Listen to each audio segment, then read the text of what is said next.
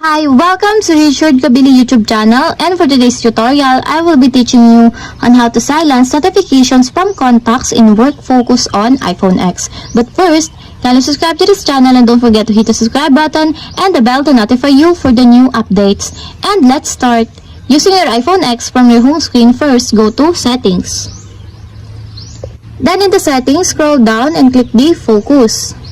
Then in the Focus, choose the Work. Then after that, in the work focus, click people under the allow notifications.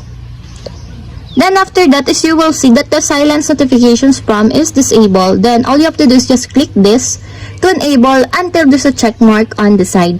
When the silence notifications from is enabled, when work focus is on, notifications from selected people will be silenced and sent to notification center.